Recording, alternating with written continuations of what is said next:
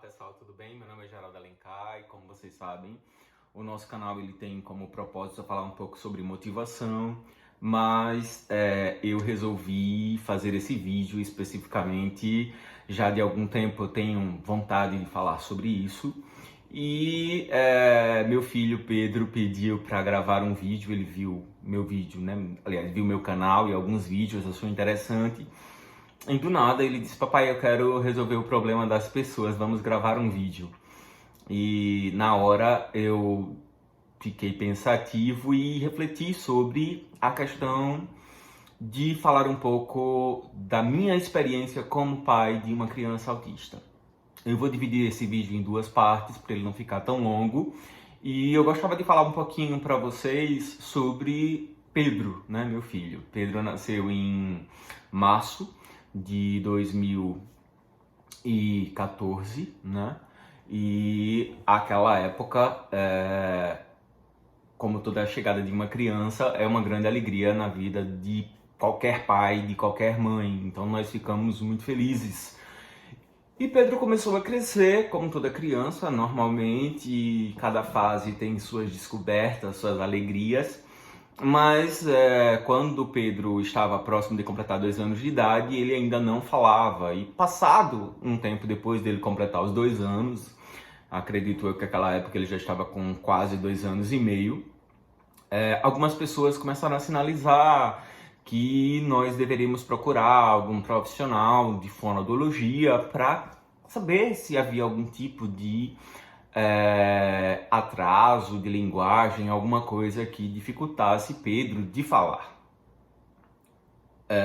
Nós relutamos um pouco, procuramos uma profissional a quem nós somos muito gratos, né? Não vou no vídeo falar sobre o nome de pessoas, e ela me sinalizou em uma das sessões que ela fez com Pedro que Pedro não reagia naturalmente aos impulsos, né? Aos estímulos, na verdade, que ela fazia nas sessões regulares, que não tinha muita experiência. Falou um pouco, né, se eu conhecia, né, alguma coisa sobre Asperger, e pediu para que nós procurássemos uma neuropediatra que pudesse, né, vir a dar um possível, talvez, diagnóstico a Pedro. Enfim, nós procuramos uma grande profissional à época, né, muito conhecida aqui no estado de Pernambuco. Nós fizemos uma consulta com ela e de logo ela já disse que Pedro seria uma criança dentro do espectro autista. Óbvio, aquilo foi um grande choque para nós, um grande impacto, como todo pai e toda mãe. Nós fomos atrás de uma segunda opinião, e procuramos uma segunda médica. E ela disse, né, na consulta, então, que iria fazer um acompanhamento de Pedro, mas que não poderia fechar um diagnóstico, porque diagnosticar uma criança com autismo dentro do espectro autista não é uma coisa muito fácil. Pois bem, nós estávamos à espera de uma outra profissional e alguém desistiu dessa consulta, nós fomos até ela e essa terceira profissional, né, depois de uma análise mais apurada, no caso de Pedro, veio, enfim, fechar o diagnóstico de que nosso filho estava dentro do espectro autista. Pois bem, aquele momento, óbvio, é um momento que nenhum pai, nenhuma mãe espera receber uma informação de que seu filho tem algum tipo de problema ou não está dentro da normalidade que as pessoas costumam falar. Nosso mundo caiu, ficamos dias sem saber o que fazer, começamos a ler sobre. Eu estava, confesso, perdidíssimo. A mãe, né, de Pedro também, à época, muito perdida. E nós não sabíamos se nós iríamos conseguir ajudar aquela criança a se desenvolver. Nos foi indicada uma psicoterapia, né, com uma psicóloga, para fazer um acompanhamento comportamental e da pessoa de Pedro, enfim. E eu lembro que para mim era muito doloroso durante muito tempo ficar pensando, porque quando você pensava em autismo, quando você ia atrás de informações, você encontrava coisas muito desconexas e confesso que fiquei muito perdido. Logo, passado acho que uns 5, 6 meses, foi por indicação também da neuro e da psicóloga, Pedro foi encaminhado a fazer algumas sessões de fonoaudiologia, que faz até hoje, e terapia ocupacional também. Percebendo a nossa tristeza, como nós estávamos perdidos, a psicoterapeuta de Pedro, né, a psicóloga de Pedro, nos falou uma vez, né, especificamente eu estava sozinho na sessão, depois falou em apartado com a mãe de Pedro também, da questão da desconstrução do nosso filho. E aí foi uma coisa muito interessante. Ela disse: olha, Geraldo,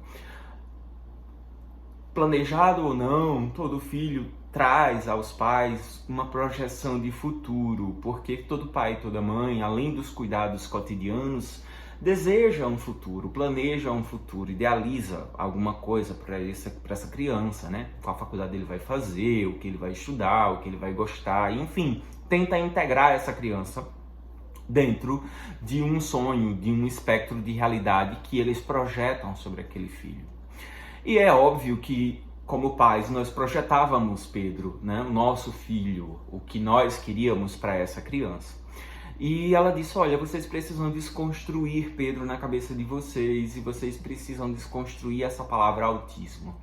Independentemente do que os profissionais possam fazer por Pedro em relação ao quadro clínico, a melhoria de fala, de articulação, de socialidade, enfim, né, os desafios que alguém que está dentro do espectro autista tem, Pedro precisa de um pai e de uma mãe que não o reduzam apenas e somente a ser autista ou não ser autista, a um diagnóstico.